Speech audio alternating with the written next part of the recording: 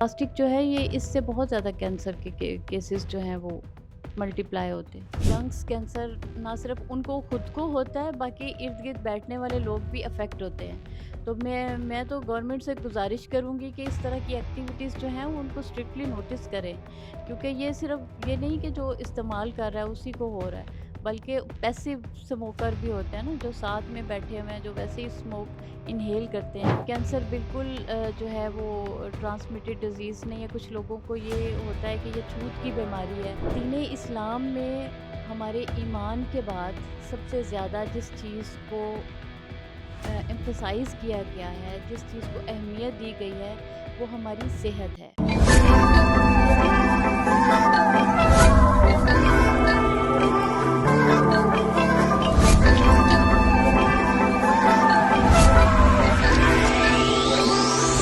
अस्सलाम वालेकुम ख़वातीन हज़रात। उम्मीद करता हूँ आप सब खैरियत से होंगे, अच्छे होंगे। वेलकम करता हूँ अगेन आपका मेरे यूट्यूब चैनल पे। तो आपको जैसे पता है कि मैं एक अच्छे कंटेंट और एक अच्छा इन्फॉर्मेटिव जो है आपके लिए लेके आता हूँ, और ऐसे गेस्ट भी लेके आता हूँ जो आपको जो है अच्छा एजुकेट कर सके। तो आज भी हमारे साथ एक ऐसी गेस्ट हैं जो अपनी फील्ड में माहिर हैं।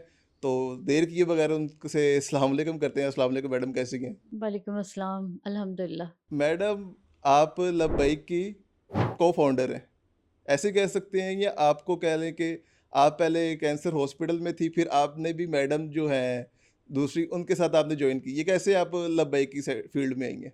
मैं को फाउंडर नहीं हूँ, अच्छा, मैं वाइस प्रेसिडेंट हूँ। ठीक है, फाउंडर जो हैं वो डॉक्टर सईदा असगर हैं, ठीक है। तो उसके मैं बाद उनको आपने असिस्ट ज्वाइन किया, करती हूँ। हाँ जी, फिर उनको जॉइन किया। ठीक है। अच्छा, आप इसके अलावा कौन-कौन सी, मुझे तो पता है कि आपने क्या कौन-कौन से जो है ना मेडलिस्ट वगैरह और क्या-क्या कर रही हैं। मैं चाहता हूँ कि आप ऑडियंस को भी बताएँ कि इसके अलावा आप क्या-क्या कर रही हैं? बस अल्लाह ताला की मेहरबानी से जो काम कर रही हूँ। बेसिकली मैंने जो जब अपनी एजुकेशन स्टार्ट की, तो मेरे दिल में ये बात थी कि मैं वो तरीक़ा इलाज जो है वो इख्तियार करूँ मेडिसिन में, कि जिसमें मरीज़ों के लिए जो है साइड इफ़ेक्ट्स ना हो, विदाउट साइड इफ़ेक्ट हो। फिर मैंने होम्योपैथिक तरीक़ा इलाज जो है उसको इख्तियार किया, उसमें अपनी क्वालिफ़िकेशन कंप्लीट की, उसमें पोस्ट ग्रेजुएशन किया, और उसके बाद फिर जो है अल्टरनेटिव मेडिसिन्स में फिर मैंने सबसे ज़्यादा इफ़ेक्टिव जो स्टडी की और रिसर्च की, और सबसे ज़्यादा इफ़ेक्टिव जिस तरीक़ा इलाज को पाया, वो कपिंग थेरेपी था। प्रोपैथिक जो नबी पाक सल्लल्लाहु अलैहि वसल्लम के तरीक़ा इलाज हैं, उससे बढ़ के कोई सेफ़ और इफ़ेक्टिव तरीक़ा इलाज बेशक, नहीं है। तो मेरा मेजर फ़ील्ड ऑफ प्रैक्टिस जो है वो हिजामा कपिंग थेरेपी है इस वक़्त, ठीक है, और अल्हम्दुलिल्लाह मेरे थाउज़ेंड्स नंबर ऑफ़ पेशेंट्स जो हैं वो सक्सेस स्टोरीज़ हैं। माशाल्लाह, और हर उसमें इसमें मुझे 100% क्या, 100 में से 1000% रिज़ल्ट्स मिले हैं। माशाल्लाह। अच्छा, मैंने पूछना ये था कि हिजामा हम मुसलमानों को तो पता ही है। मुझे लगता है कि बाकी लोगों को भी पता होगा, लेकिन जिनको नहीं पता उनके लिए बताएँ कि हिजामा वैसे होता क्या बेसिकली? हिजामा जो है, हम तो एज़ ए मुस्लिम समझते हैं कि नबी पाक सल्लल्लाहु अलैहि सल्लल्लाहु अलैहि वसल्लम वसल्लम। की वो सुन्नत है जो आप सल्लल्लाहु अलैहि वसल्लम ने अपनी पूरी ज़िंदगी में इख्तियार की। अपनी पूरी ज़िंदगी में आपने वन्स अ मंथ जो है हिजामा कराया, और बीमारी की हालत में भी कराया। जो गैर मुस्लिम हैं, असल में हमारी इसको जब कहते हैं ना, जब हमारी कोई कॉन्फ्रेंस होती है, तो हम कहते हैं फॉरगॉटन सुन्ना, कि ऐसी सुन्नत जिसको हम भूल चुके हैं, और ये सुन्नत हमें याद दिलाई है वेस्टर्न कंट्रीज़ ने। अच्छा, उन्होंने इस्लामिक मेडिसिन पे रिसर्च की है, और अब इस वक्त टॉप ऑफ द लिस्ट जो अल्टरनेटिव ट्रीटमेंट्स हैं यूके में, अमेरिका में, कनाडा में, यूएई में, तो उसमें cupping therapy top of the list है। और पहले जब नबी पाक सल्लल्लाहु अलैहि वसल्लम और उनके दौर से पहले जब ये प्रैक्टिस किया जाता था, तो इसके इंस्ट्रूमेंट्स जो थे, इक्विपमेंट्स जो थे, वो डिफरेंट थे। अब चाइना में और बाहर के कंट्रीज़ ने इस पे रिसर्च करके इसमें ग्लास और प्लास्टिक के कप्स और लेटेस्ट इक्विपमेंट्स जो हैं वो इसमें इंट्रोड्यूस कराए हैं। ठीक है, तो बाकी गैर मुस्लिम जो हैं उनको तो मेरा ख़्याल है बताने की ज़रूरत नहीं है, क्योंकि यूके में जो है वो एक मेजर फील्ड ऑफ प्रैक्टिस है डिप्रेशन के लिए, रिलैक्सेशन के लिए, अपनी एनर्जी लेवल को बेहतर करने के लिए। ये एक बहुत अब कहते हैं कि गोरे जो है ना वो क्रेज़ी हैं कपिंग थेरेपी के, वो बहुत ज़्यादा इस पे बिलीव करते हैं और बहुत ज़्यादा इसको अडॉप्ट करते हैं। तो मुसलमान जो हैं वो नबी पाक सल्लल्लाहु अलैहि वसल्लम की सुन्नत होने के नाते हम हमारा ईमान है बेशक, कि आप सल्लल्लाहु अलैहि वसल्लम खैरुल बशर हैं बेशक, और आपकी हर सुन्नत जो है वो हमारे लिए खैर है। बेशक। हमारे लिए उससे बेहतरीन कोई तरीका हो ही नहीं सकता। माशाल्लाह, जैसे जिस खूबसूरती से आपने बताया, मेरा नहीं ख़्याल कि कोई बता सकता था। तो बड़ा अच्छा लगा मुझे आपसे इस खूबसूरती से सुनने में ये चीज़ को, कि इतनी खूबसूरती से आपने बताया कि मेरे ख़्याल से अब जो नहीं भी करता उन लोगों को वो भी इस तरफ आएँगे कि हम भी जो सुन्नत तरीका है ना, उसको ऑब्ज़र्व करें, उसको अडॉप्ट करें। तो अच्छा, आप होम्योपैथिक फ़िज़िशियन भी हैं, आप होलिस्टिक हेल्थ एडवाइज़र भी हैं। ये होलिस्टिक हेल्थ एडवाइज़र क्या होता है? होलिस्टिक वे ऑफ ट्रीटमेंट जो है ना वो उसका मतलब ये होता है कि we deal a person as a whole. हम एक मरीज़ को मरीज़ समझ के उसको ट्रीट नहीं करते, हम उसको एक पर्सन समझ के ट्रीट करते हैं। उसमें ह्यूमैनिटी फ़र्स्ट आ जाती है। ह्यूमैनिटी फर्स्ट आ जाती है। हर पर्सन जो है उसकी अपनी उसकी फ़िज़िकल, उसकी मेंटल, उसकी स्पिरिचुअल, उसका लाइफ़स्टाइल, उसकी हैबिट्स, उसकी डेली रूटीन, सब चीज़ों को फ़ोकस किया जाता है। और चूँकि हम रूट काज़ को ट्रीटमेंट देते हैं, तो रूट काज़ को जब हम डायग्नोज़ करते हैं, उसको हील करने के लिए हर पर्सन को जो है वो देखना पड़ता है कि उसकी प्रोफ़ेशन क्या है, उसकी डेली रूटीन क्या है, उसकी डाइट कैसी है, वो मेंटली और साइकोलॉजिकली कैसा उसका मेंटल लेवल कैसा है। तो एक पर्सन को इन तमाम एस्पेक्ट्स पे जब हम डील करते हैं और सेकेंडली जब हम होलिस्टिकली किसी पेशेंट को डील करते हैं, तो सिर्फ ये एक फिजिशियन का काम नहीं होता कि उसको सिर्फ हमने एक सामने बैठा हुआ उसको एडवाइस कर देना है। ये एक टीम वर्क हो जाता है कि जैसे मैं एक किसी पेशेंट का केस टेकअप करती हूँ, तो पेशेंट को भी मेरे साथ पार्टिसिपेट करना पड़ता है।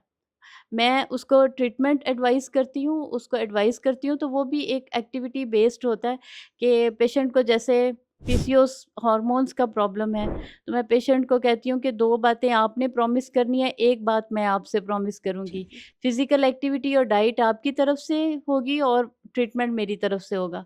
तो पेशेंट का और डॉक्टर का एक बॉन्डिंग होती है, उसमें वो हम सारी पेशेंट की साइकोलॉजिकल एस्पेक्ट्स को उसके डेली रूटीन में कुछ एरर आ रहे होते हैं, वो उसकी हेल्थ को मुतासिर कर रहे होते हैं। तो इन सब चीज़ों को हम होलिस्टिक एडवाइज़र कहते हैं। होलिस्टिकली किसी पेशेंट का ट्रीटमेंट करना जो है वो एज़ ए होल पेशेंट को ऑन द होल ही ट्रीटमेंट देना होता है।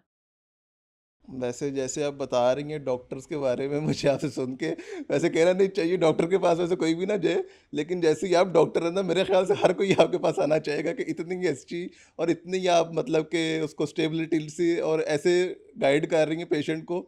तो ये मेरा नहीं ख्याल कि मैंने अभी तक कोई ऐसा डॉक्टर देखा हो या कोई किसी से बात की हो जो इस तरह स्टेबिलिटी से बताया कि ये चीज़ ऐसे नहीं, ये ऐसे है, आप ऐसा करें, मैं ऐसा बताऊंगी।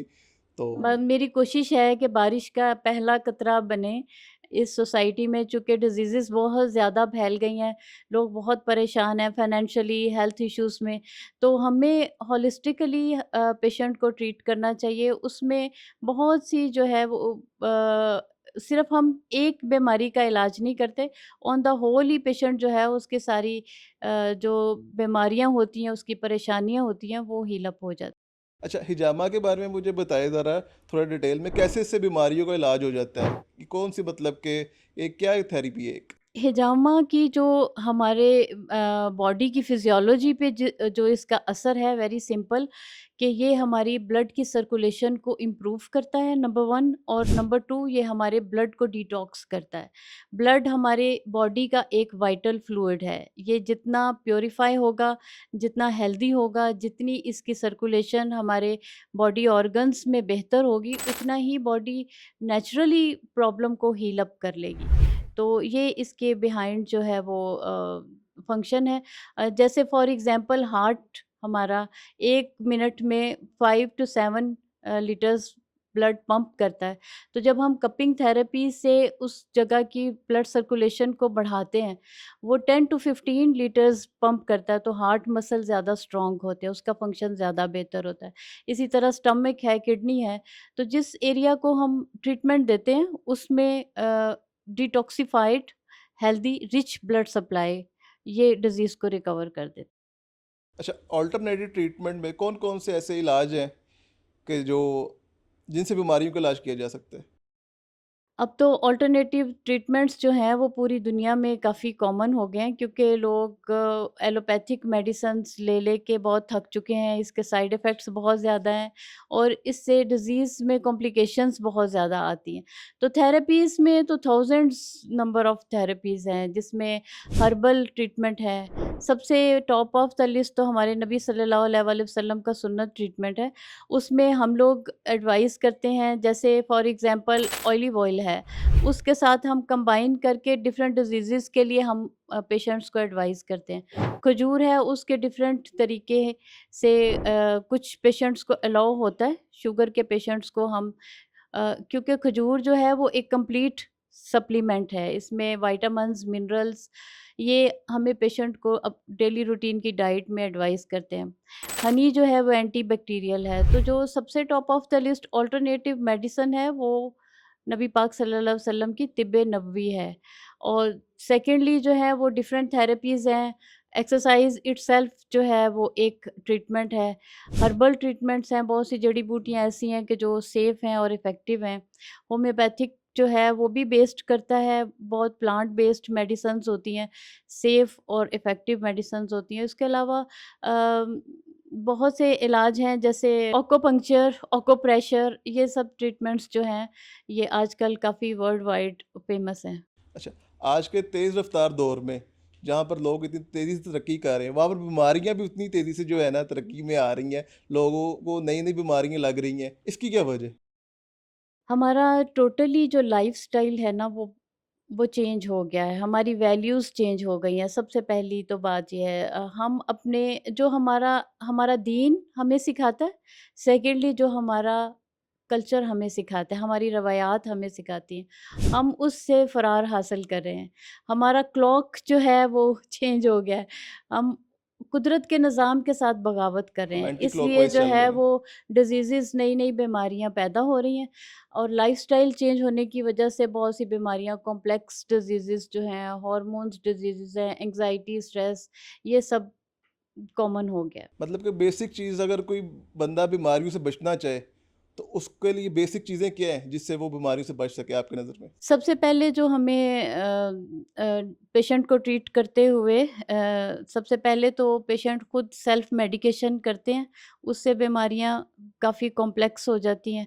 और दूसरी बात ये कि सोशल मीडिया में भी कुछ इंफॉर्मेशन ऐसी मिलती है, सब लोग ब्लाइंडली उसको यूज़ करना शुरू कर देते हैं। बेशक हर्ब्स हैं, हर्ब्स अच्छी इफ़ेक्टिव होती हैं और इनके बड़े अच्छे रिज़ल्ट्स होते हैं, लेकिन जो क्वालिफ़ाइड डॉक्टर्स होते हैं या क्वालिफ़ाइड हर्बलिस्ट होते हैं, वही बता सकते हैं कि हर इंसान के मिज़ाज, उसकी एज, उसके रिक्वायरमेंट के मुताबिक क्या चीज़ उसके लिए सूटेबल है।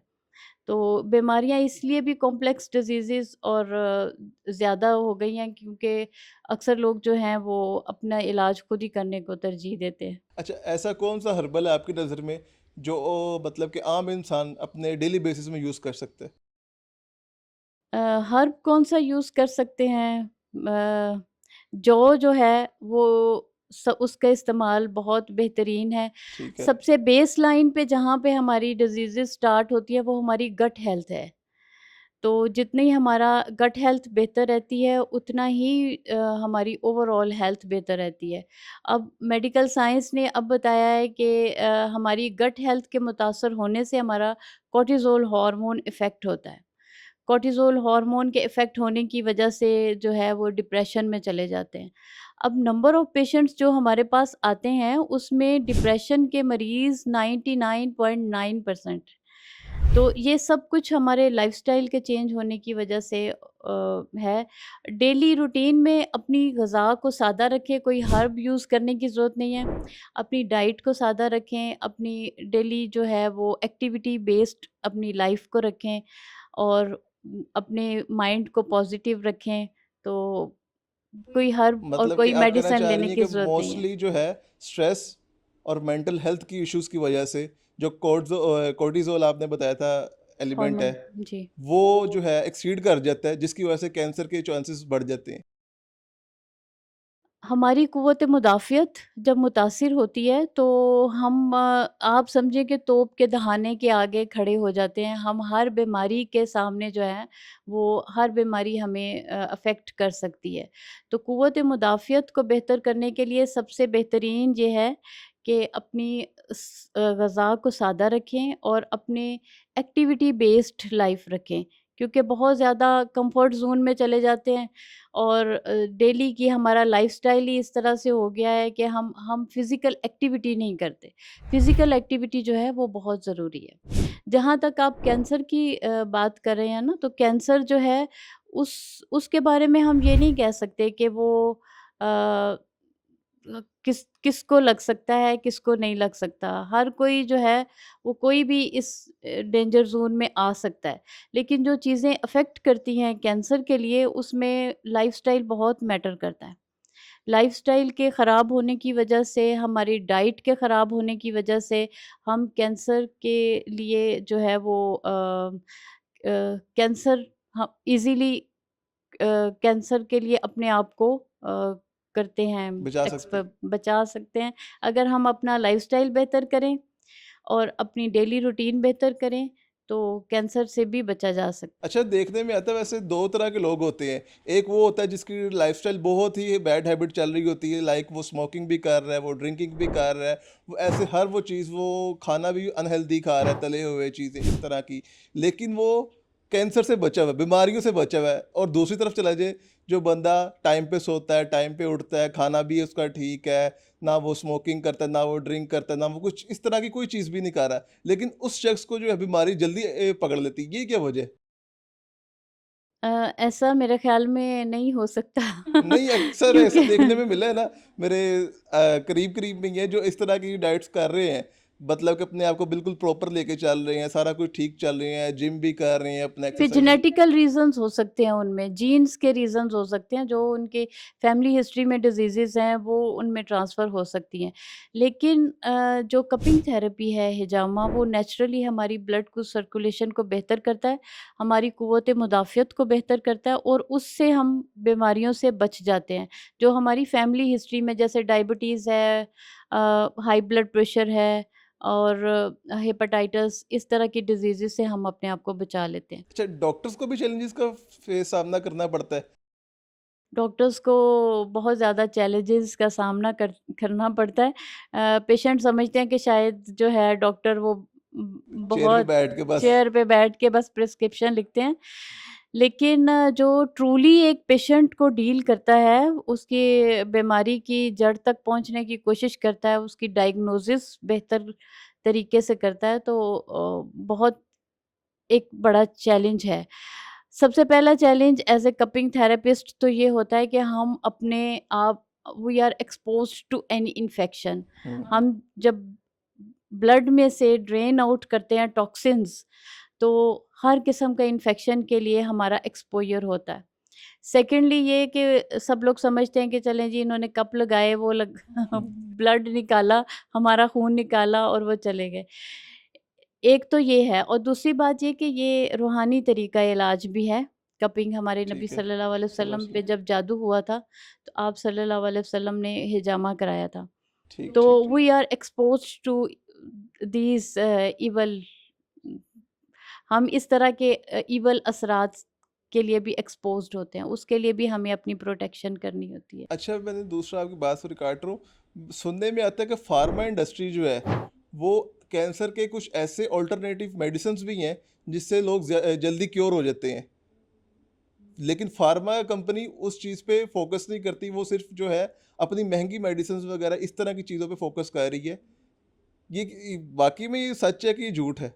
देखिए मोहसिन जी, ये तो बड़ा वो कंट्रोवर्शियल क्वेश्चन है नहीं, क्योंकि इंडिया क्योंकि में लोगों ने इंडिया में एक मैंने पॉडकास्ट देखा था जहाँ पे डॉक्टर था, काफ़ी सीनियर डॉक्टर था, जिसमें उसने खुद बताया था कि इंडिया में ये चीज़ हो रही है। तो मैं आपसे ये पूछना चाहता हूँ कि पाकिस्तान में भी हमारी चीज़ें हो रही हैं? हमारा मकसद ये है कि हम मेडिसिन फ्री सोसाइटी को के लिए जो है वो फ्राहम काम करें। करें। ठीक है। तो मैंने अपनी ज़िंदगी को इसीलिए डेडिकेट किया है कि मैं विदाउट मेडिसिन, जो हमारे नबी सल्लल्लाहु अलैहि वसल्लम का तरीका है, बग़ैर किसी दवाई के इलाज करने का, उसको प्रेफ़र करती हूँ। जहाँ तक फ़ार्मास्यूटिकल का है, वो तो ऑफ़र करते हैं कि आप हमारी मेडिसिन्स यूज़ कराएँ, तो हम आपको बेनिफिट देंगे। ये तो वर्ल्ड वाइड जो है वो एक माफ़िया बना हुआ हुँ, है। हुँ, हुँ। तो उसमें बस अल्लाह ताला इससे महफ़ूज़ रखे।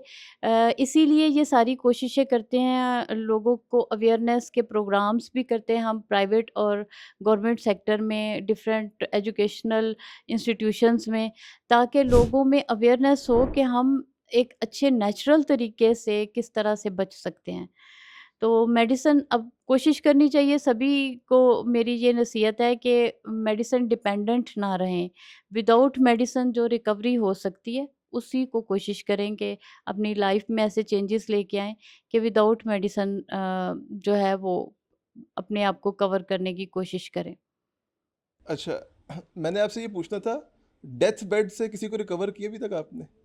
जी, अल्हम्दुलिल्लाह जो है वो हिजामा के मैं मेरी एक दोस्त है, वो अ, उन्होंने कहा कि अब आप बस इतने सालों से हिजामा कर रही हैं, तो कुछ अपने फिगर्स भी करें ताकि लोगों को पता चले कि आपका कोई रिसर्च वर्क है। हुँ, हुँ। तो मैंने फिर वो करना शुरू किया, बल्कि मुल्तान से एक हेमाटोलॉजिस्ट थी, वो आयरलैंड जॉब करती। अच्छा, उनका डीवीटी का था, वेन्स थ्रोम्बोसिस का, डीवीटी का एक एडवांस केस था जिसका सर्जरी के अलावा इलाज नहीं होता। अच्छा, तो उनका अल्हम्दुलिल्लाह 3 सेशंस में डीवीटी रिकवर हो गया। अच्छा, तो फिर माशाअल्लाह। उन्होंने बताया, उन्होंने कहा कि आप अपने फिगर्स बनाएँ हिजामा से जो आपने किया है।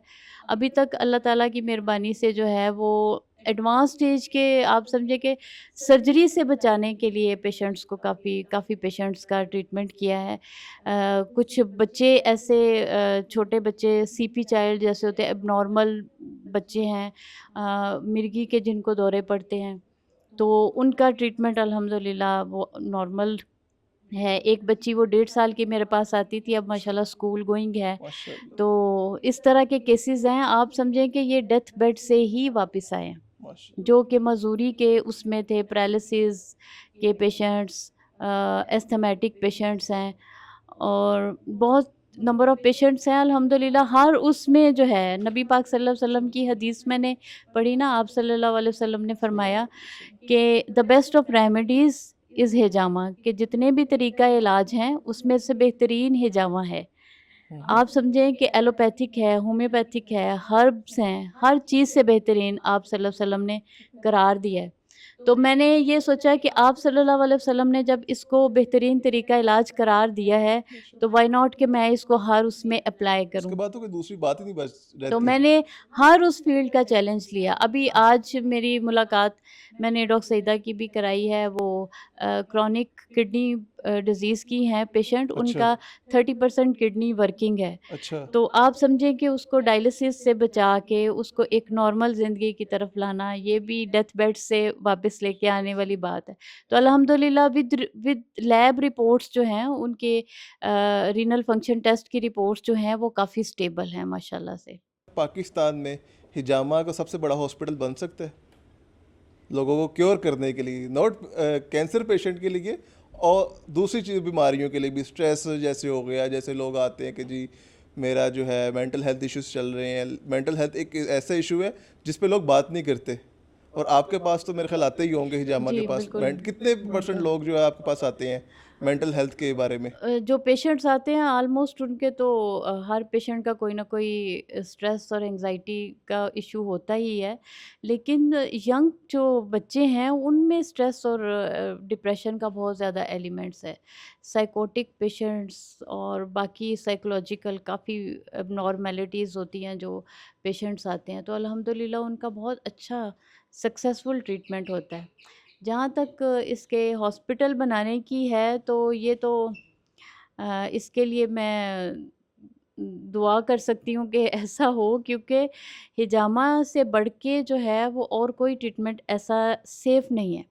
इवन कि आप कोई मल्टीविटामिन लेते हैं ना, या कोई डिस्प्रिन की टैबलेट लेते हैं, तो उसके भी आपकी बॉडी पे साइड इफ़ेक्ट हैं, और हिजामा के कोई साइड इफ़ेक्ट नहीं है। कोई साइड इफ़ेक्ट नहीं है, ज़ीरो साइड इफ़ेक्ट्स हैं।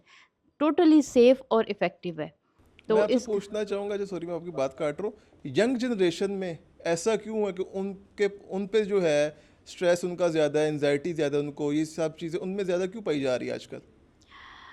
नेचर से दूरी की वजह से, लाइफ़स्टाइल चेंज होने की वजह से, अपनी वैल्यूज़ को छोड़ देने की वजह से, क्योंकि जो हमारे एज के जनरेशन है ना, और अब हमारे से आगे जो अब यंग जनरेशन है, उसके मेंटल लेवल में बहुत फ़र्क आ गया। हमारी वैल्यूज़, हमारे पेरेंट्स की वैल्यूज़, हमारे ग्रैंड पेरेंट्स की वैल्यूज़ जो थी वो बहुत क्लोज़ टू आवर रिलीजन थी।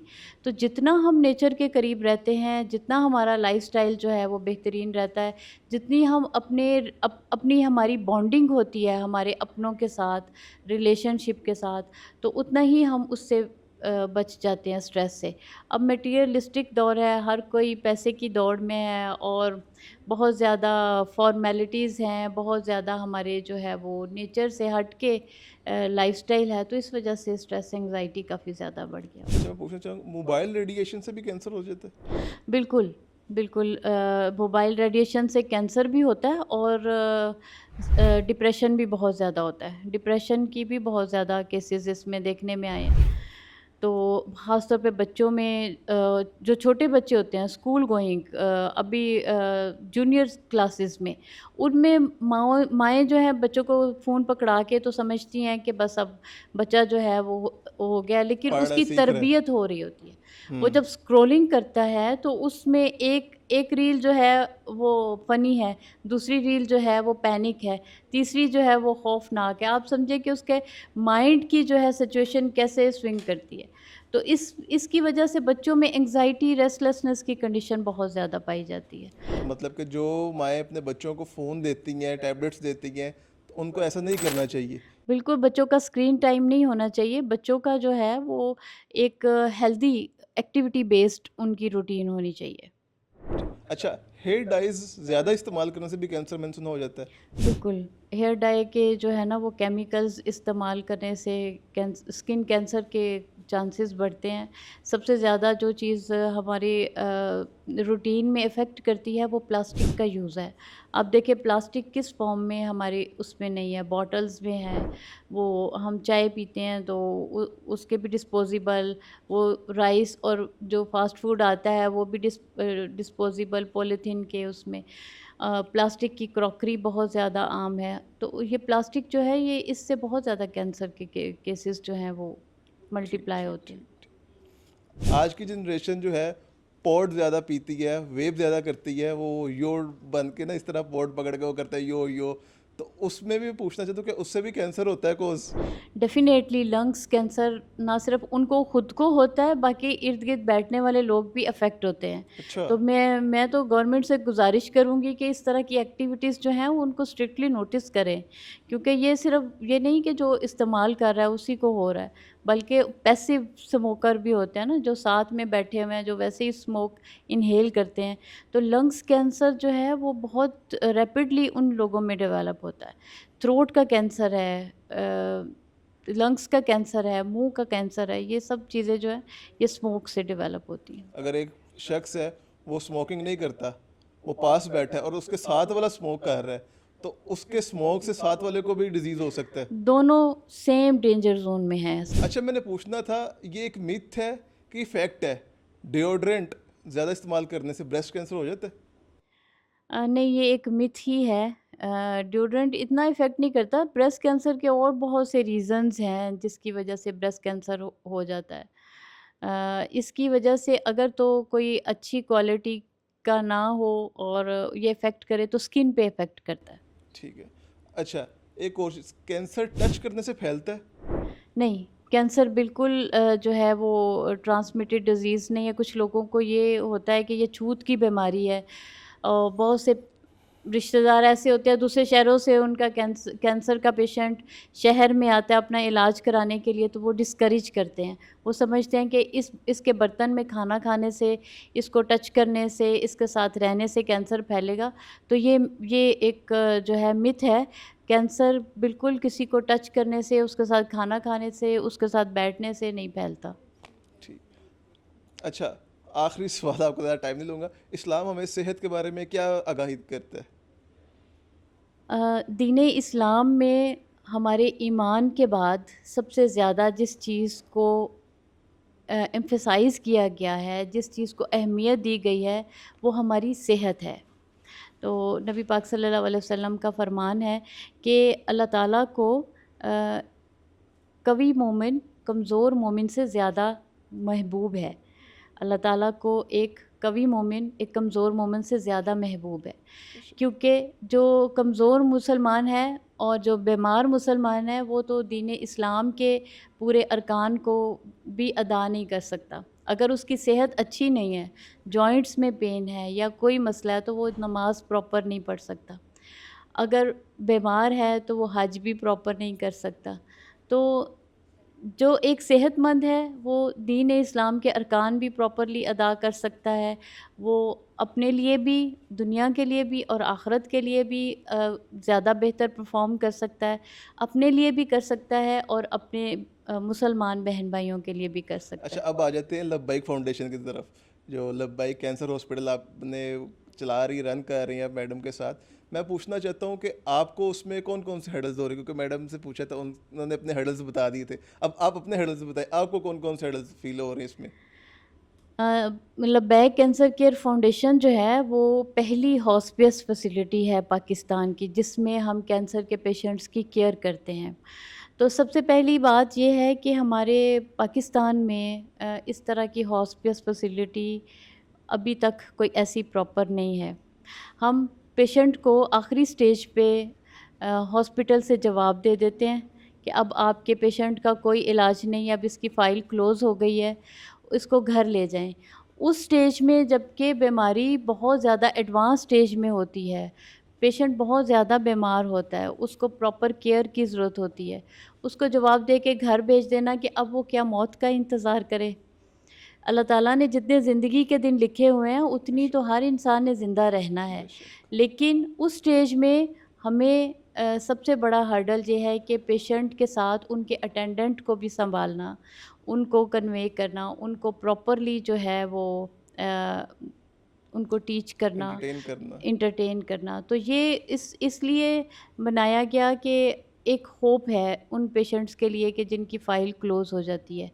हर्डल इसमें इसलिए सबसे ज़्यादा फ़ील होता है कि हमारी सोसाइटी में इस चीज़ का कॉन्सेप्ट नहीं है कि पैलिएटिव मेडिसिन जो है वो फ़र्स्ट एड से, जिस तरह फ़र्स्ट एड मेडिसिन के लिए हम मुख्तलिफ़ एजुकेशन के प्रोग्राम्स करते हैं, बताते हैं कि कोई ऐसा हादसा हो तो ये फ़र्स्ट एड है। ठीक है। तो जो जिनकी फ़ाइल क्लोज़ हो जाती है, जो आखिरी स्टेज पे होते हैं, उनके रिश्तेदारों को, उनके घरवालों को, उनको भी तरबियत देनी चाहिए, उनको भी जो है वो अवेयरनेस के प्रोग्राम्स करने चाहिए पैलिएटिव केयर के लिए, क्योंकि बीमारी बहुत ज़्यादा बढ़ चुकी होती है, बहुत ज़्यादा फैल चुकी होती है।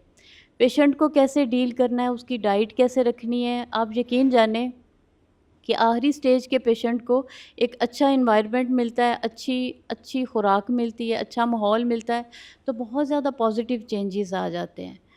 तो बस ये मेरी रिक्वेस्ट है कि हमें सोसाइटी वाइज़ जो है इस चीज़ को अवेयरनेस करना चाहिए कि जो लास्ट स्टेज के पेशेंट्स हैं, उनके लिए एक प्रॉपर अवेयरनेस और ट्रेनिंग प्रोग्राम्स जो हैं वो भी होने चाहिए। ठीक है। अच्छा, जो आप लोग अपने हॉस्पिटल, कैंसर हॉस्पिटल में जो मरीज़ आते हैं, उनसे कोई ऐसी कोई चीज़ या कोई ऐसा कोई फ़ीस कुछ इस तरह का होता है या टोटल फ्री ऑफ कॉस्ट होता है? नहीं, अल्हम्दुलिल्लाह 2009 से अब तक हमारे पास ऑलमोस्ट 16,000 पेशेंट्स जो हैं अब रजिस्टर्ड हैं। तो हमने किसी एक पेशेंट से 1 रुपया भी चार्ज नहीं किया। उनका माशाल्लाह। फूड, उनकी रेज़िडेंस, उनकी पिक एंड ड्रॉप सब कुछ 100% फ्री है। ठीक, माशाल्लाह, बड़ी अच्छी बात है। आप बहुत ही अच्छा एक काम कर रहे हैं और मैं चाहता हूँ कि जो जो ऐसा काम करते हैं उनको हमेशा सपोर्ट करना चाहिए, उनकी जितनी हो सके उनसे मदद करनी चाहिए। और जैसा कि उस लोगों का उन लोगों का आप लोग मदद कर रहे हैं जिनको हर जगह से जवाब हो जाता है, जिनका एक किस्म का दुनिया से दाना पानी बंद कर दिया जाता है कि आपका अब जो है ना दुनिया से बाइकआउट होना, इसको बता दिया जाता है कि आपका अब दुनिया में इतना टाइम रह गया, और आप लोग फिर उसको बुला के उसकी इतनी खातिर तवाज़ा करना, उसको इतना प्लेजर इन्वायरमेंट देना, मैं कहता हूँ कि हैट्स ऑफ टू यू कि आप लोग इतना अच्छा काम कर रहे हैं। रियली अप्रिशिएट आपके काम को। और आखिरी आप एक ऐसा मैसेज कैंसर पेशेंट्स के लिए और एक मैसेज जो है हिजामा थेरेपिस्ट के लिए। जी, दोनों प्लेटफ़ॉर्म से मैं पब्लिक को यही मैसेज दूँगी कि जितना अपने आप को जो है वो उस रास्ते पे जमा के रखेंगे जो कि हमारा बताया हुआ रास्ता है, जो हमारे नबी सल्लल्लाहु अलैहि वसल्लम ने बताया है, हमें अल्लाह ताला की तरफ से अता किया गया है, उतना ही सब बीमारियों से बचेंगे, उतना ही ना सिर्फ़ फ़िज़िकली बल्कि मेंटली और स्पिरिचुअली भी हम स्ट्रॉन्ग होंगे, उतना ही जो है वो हम दुनिया में भी हमारे लिए आसानी होंगी। हमारे लिए जो दिल का एक इत्मीनान और सुकून है, वो अल्लाह ताला की तरफ से अता होगा और अल्लाह ताला की ज़ात जब खुश होती है, तो फिर उससे बढ़ के हमारा और कोई मद्देनज़र तो अल्लाह ताला कबूल फ़रमाए इस चीज़ को और अल्लाह ताला की ज़ात हम सबसे राज़ी हो। आमीन आमीन। थैंक यू डॉक्टर साहब का बहुत बहुत शुक्रिया, आपने मुझे और मेरी ऑडियंस को एजुकेट किया। तो इंशाल्लाह आपसे फिर मुलाकात ज़रूर होगी और आप जो है इस तरह ही हमारे साथ आइएगा, लोगों को एजुकेट करिएगा। तो हम भी कोशिश करेंगे आपके जो है हॉस्पिटल में चक्कर लगाएं, लोगों को वीडियोस बना के दिखाएं कि आप किस किस तरह का काम कर रही हैं। बाकी अगर आप लोगों को भी हमारी ये वीडियो आज की अच्छी लगी हो तो हमारा वीडियो को लाइक कर दें, चैनल को सब्सक्राइब कर दें और कमेंट में बताएं कि आपको कैसा लगा आज का पॉडकास्ट। बाकी अपना ख्याल रखें, दुआओं में याद रखें। इंशाल्लाह फिर मुलाकात होगी आप लोगों से। अल्लाह हाफ़िज़।